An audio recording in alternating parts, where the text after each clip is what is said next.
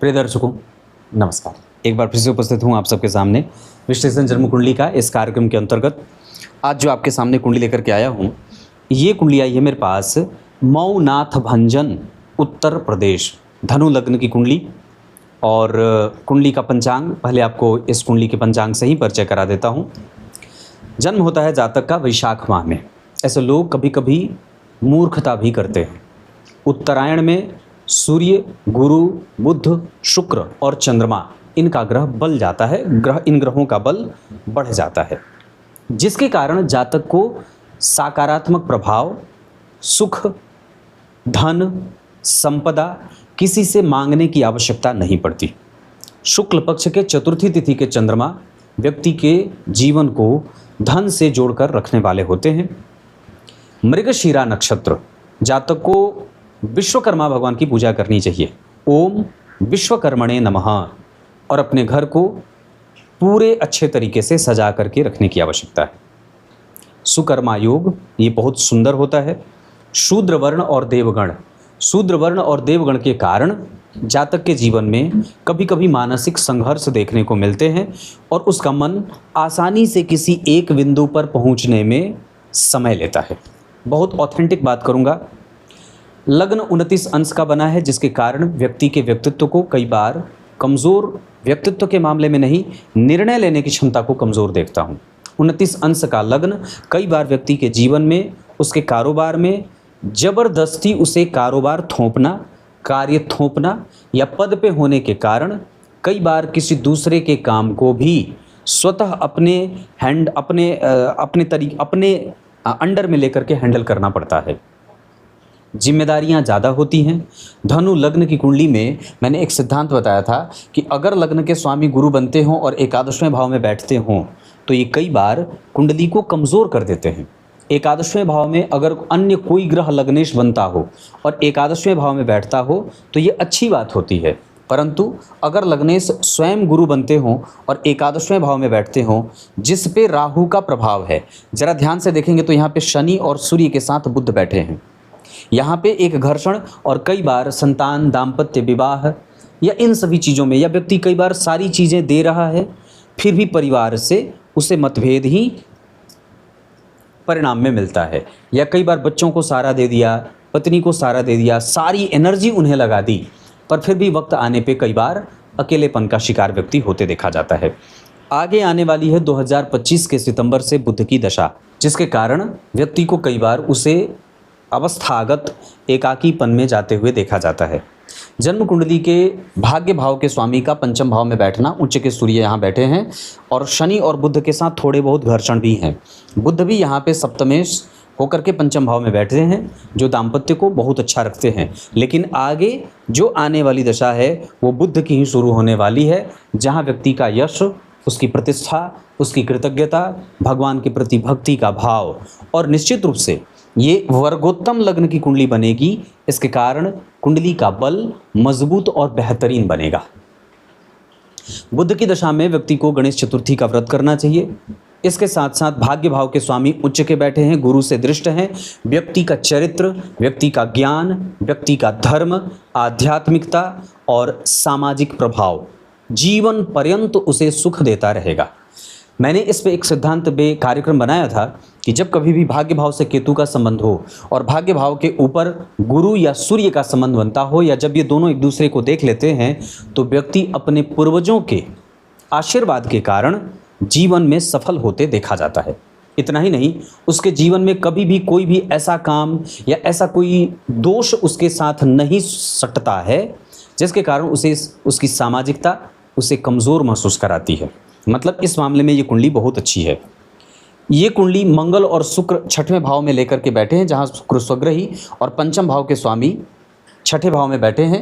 12वें भाव के स्वामी होकर के 12वें भाव में कभी कभी व्यक्ति के जीवन में ऋण का या अतिरिक्त जिम्मेदारी के कारण लोन वगैरह या कर्ज लेना पड़ता है। हालांकि फिर भी व्यक्ति अपने नौकरी में रहने के कारण उस ऋण को समाप्त करने में सफल होता है। इस कुंडली की परेशानी आंखों से संबंधित समस्या, कई बार स्पाइनल कॉर्ड में दिक्कत और हार्मोनल डिसबैलेंस होते हुए भी देखा जा रहा है। और ऐसा इसलिए क्योंकि अरिष्ट चक्र में कुछ ग्रहों की स्थितियां जो बनी हुई हैं वो मैं ये बता रहा हूँ। अरिष्ट चक्र में शुक्र छठे भाव में बलवान, मंगल बलवान, बुध लग्न में, सूर्य और शनि के कारण कई बार व्यक्ति को स्पाइनल कॉर्ड और हड्डियों से संबंधित समस्या देखने को मिल रही है। वर्तमान के हिसाब से मैं सिर्फ बहुत ज़्यादा नहीं पर बुध की दशा के बारे में इतनी बात कहूँगा। लग्न में बुध मेष राशि में, नवांश में बुध वृश्चिक राशि में 12वें भाव में पर अच्छी स्थिति में है। दशमांशा कुंडली में भी लग्नेश होकर के चतुर्थ भाव में चंद्रमा और सूर्य का प्रभाव शनि से दृष्ट हैं। उच्च के शनि बैठे हैं जो जन्म कुंडली के पंचमेश होकर के उच्च के बैठे हैं। ये अवस्था आपको आगे सुख देने वाली और अपने कारोबार पे बहुत मजबूत नियंत्रण के साथ साथ बेहतरीन परिणाम देने वाली बनेगी। इस बुध की महादशा में जब कभी भी मंगल का अंतर आए जो 2034 में आएगा, और उस बुध की महादशा में जब कभी भी बस यही बुध में एक दशा मंगल वाला कमज़ोर हो सकता है और छोटी मोटी परेशानी बुध में राहु वाले, ये दो ग्रह रहेंगे दशाओं में, ये आपको परेशान करेंगे। शुभ अंक के मामले में ये कुंडली 7 अंक बहुत अच्छी है। नक्षत्र मृगशिरा का दान करने के लिए अच्छा है। उसके बाद भरणी, रोहिणी और विशाखा, पुनर्वसु और उत्तराषाढ़ा ये नक्षत्र, अनुराधा ये नक्षत्र किसी भी कार्य को करने के लिए बहुत अच्छे हैं। राशियां मेष और सिंह की बहुत अच्छी रहेंगी। आपकी कुंडली में नौकरी पे कभी भी कोई बाधा नहीं आएगी, और ऐसा इसलिए क्योंकि दशम स्थान के अधिपति उच्च के सूर्य के साथ बैठे हैं। दशम स्थान में शनि बैठे हैं जो व्यक्ति के अनुशासन को दर्शा रहे हैं। दशमांशा चक्र में लग्नेश का चतुर्थ स्थान में बैठना, उच्च के गुरु का या शनि का धन भाव में बैठना, गुरु का मित्र की राशि में बैठना, उच्च की दृष्टि से मंगल और शुक्र का देखना, ये कुंडली को बहुत ही बलवान बना रहे हैं। चंद्रमा से पंचम घर में जो गुरु बैठे हैं वो व्यक्ति को यशस्वी बना रहे हैं, और उसी चंद्रमा से 3 घर आगे जो केतु बैठे हैं वो व्यक्ति को दाम्पत्य का सुख दे रहे हैं। उसी चंद्रमा से एकादश नवम घर में जो राहु बैठे हैं वो व्यक्ति के जीवन में जिम्मेदारी का भाव जागृत कर रहे हैं, और उसी चंद्रमा से एकादशवें घर में शनि व्यक्ति के यश मान पद प्रतिष्ठा को कभी कभी कमज़ोर कर रहे हैं। उसी चंद्रमा से एकादशवें घर में सूर्य व्यक्ति को पद वाला बना रहे हैं और व्यक्ति को जिम्मेदारियों का बोझ रहता है। हालांकि व्यक्ति का चरित्र और ज्ञान का बल बड़ा ही उत्तम है। उसी चंद्रमा से एकादशवें घर में जो बुध बैठे हैं वो व्यक्ति के निर्णय लेने की क्षमता को मजबूत बना रहे हैं, जबकि 12वें भाव में मंगल व्यक्ति को अपने घर से दूर ले जाकर के स्थापित करते हैं, और कई बार व्यक्ति की एनर्जी को थोड़ा सा कंफ्यूज या सफोकेट करता हुआ नजर आ रहा है। जहाँ व्यक्ति को ऐसा लगेगा कि उसकी जो पराक्रम है, उसका जो पराक्रम का परिणाम है, उसका जो परिणाम है उससे जितना मिलना चाहिए उतना नहीं मिल रहा। जबकि चंद्रमा से 12वें घर के शुक्र व्यक्ति को भोगी, मानसिक सुख प्राप्त करने वाला, अनुभवी और श्रेष्ठ सांसारिक जीवन जीने वाला इंसान बना देते हैं। सामरिक स्तर पे देखें तो इस कुंडली का दशमांशा चक्र बहुत अच्छा बना हुआ है। नवमांशा चक्र और लग्न चक्र में ग्रहों के वर्गोत्तम हो जाने के कारण कुंडली के प्रभावों को मैं अच्छा महसूस कर रहा हूँ।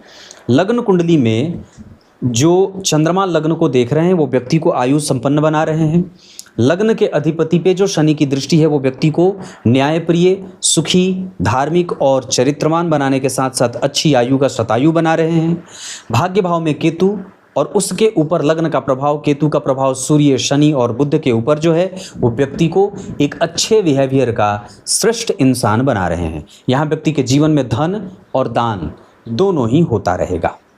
इस कुंडली में सूर्य जो बैठे हैं वो जिस नक्षत्र में बैठे हैं, भरणी नक्षत्र के 24 अंश के, वो आपको सांसारिक सुख देने के साथ साथ आपके आत्माभिमान को बढ़ा रहे हैं। मतलब व्यक्ति की जो स्वाभिमान की स्थिति है वो मजबूत रहेगी। इसका अर्थ होगा कि सूर्य आपको बेहतरीन परिणाम कर रहे हैं। छोटे मोटे संघर्ष शनि के कारण मिल रहे हैं, जहां व्यक्ति का यश और प्रतिष्ठा कभी कभी बाधित होता है, लेकिन जो बुद्धिमानी है, जो तार्किकता है, जो नौकरी है और जो पद है वो सूर्य और बुध के कारण मिल रहा है। चंद्रमा आपकी कुंडली में मृगशिरा में है। आप जिस घर में रहते हैं उस घर की सफाई खुद से करें। मंगल आपकी कुंडली में रोहिणी नक्षत्र के बैठे हैं 20 अंश के वृष राशि में। नवांश कुंडली में वो आपको जिस तरीके का परिणाम दे रहे हैं वो आपको मेहनती बना रहे हैं, और सामान्यतया वहाँ आपको वो तकनीकी शिक्षा, सामान्यतया कलम का मजबूत इंसान बना रहे हैं। बुधदेव आपकी कुंडली में भरणी नक्षत्र में आपसे जुड़ने वाले सभी लोगों का सुख बढ़ जाता है। बुध भरणी नक्षत्र के कारण वक्री हैं और अस्त हैं, इस वजह से व्यक्ति के तार्किक क्षमता को कई बार थोड़ा कमज़ोर करते हुए भी नजर आ रहे हैं। देवगुरु बृहस्पति आपकी कुंडली में जिस स्थिति में बैठे हैं उसके आधार पर कई बार व्यक्ति को पेट की गंभीर बीमारी या कई बार मानसिक रूप से उसे स्वास्थ्य से संबंधित चिंताएं परेशान करती हुई नजर आ रही हैं। जबकि जो ग्रह आपकी कुंडली में गुरु हैं वह लगभग आपको धन देने वाली स्थिति में ही ले जा रहे हैं। शुक्रदेव आपकी कुंडली में स्वग्रही जो नौकरी दिए हैं और आपको साहस, बल और अनुभव जो मिला है वो उसी शुक्र के कारण मिला है जो 29 अंश 49 कला के रोहिणी नक्षत्र में बैठे हैं। उस शुक्र के कारण आपके जीवन का जो सामान्यतया जो नौकरी को समझने की शक्ति है, जो समस्या को समझने की शक्ति है, जो परिस्थिति से लड़ने की शक्ति है, ये शुक्रदेव अपनी दशा काल में बढ़ाएंगे। जबकि शनिदेव आपकी कुंडली में भरणी नक्षत्र में बैठे हैं और वो शुक्र आपकी कुंडली में वहीं सन्निकट ही बैठे हुए हैं, तो समस्या को समझने की शक्ति, प्रैक्टिकल बिहेवियर और देर से ही सही पर परिणाम व्यक्ति को मिल जाता है। राहु जन्म कुंडली में जिस स्थिति में बैठे हैं वो आपको पराक्रमी और अपने पराक्रम के बल पे व्यक्ति को सफल होते देखा जाता है। इस कुंडली को भले पैतृक संपत्ति के नाम पे कुछ मिले ना मिले, भले खानदान कितना भी बड़ा हो, पर व्यक्ति को हमेशा ही अपने बल पर ही रह करके सारी चीज़ों को सिद्ध करते हुए देखा गया है। दिन आपकी कुंडली के हिसाब से गुरुवार और मंगलवार का बहुत अच्छा रहेगा। आगे आने वाली दशा बुध की है जिसमें चतुर्थी का व्रत, गणेश जी की पूजा, सूर्य को अर्घ और अगर हो सके तो गौशाला में कुछ नियमित रूप से दान पुण्य आवश्यक रूप से करना चाहिए। रत्न के हिसाब से आपकी कुंडली के हिसाब से गुरु का रत्न पुखराज सबसे ज़्यादा बेहतर परिणाम करेगा। आने वाले हैं बुध 2025 के सितंबर से। ये आपकी कुंडली के बाधक भाव के स्वामी होते हैं लेकिन बाधकेश बनेंगे नहीं, परंतु फिर भी बुध आपकी कुंडली में सप्तम भाव के स्वामी हैं, गुरु का प्रभाव है और उनके साथ शनि बैठे हैं, केतु के भी प्रभाव में हैं, तो हमें उस दौरान अपने वात, पित्त और कफ को नियंत्रित निश्चित रूप से करना चाहिए। जल्दबाजीपन में कोई भी निर्णय लेने से सावधानी बरतनी चाहिए।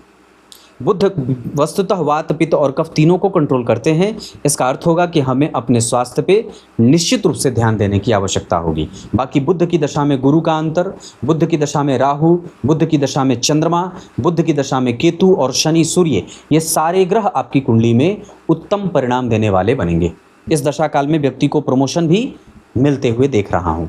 होरा चक्र के आधार पर ये बुध आपके मानसिक शांति के दाता, माता और पिता के सुखों को देने वाले, भवन, भूमि, वाहन आदि के प्रभावों की वृद्धि करने वाले और साथ ही साथ संतान के सुख और उनके कारोबार को आगे बढ़ाने वाले साबित होंगे। क्लियर है? ये छोटा सा कार्यक्रम था जिसमें मैंने समराइज करके आपको आपके लेवल में, आपकी उम्र के हिसाब से आपकी चर्चा की है। इस दशा काल को हमें बेहतर बनाना है और ग्रह आपके अनुकूल ही बैठे हैं।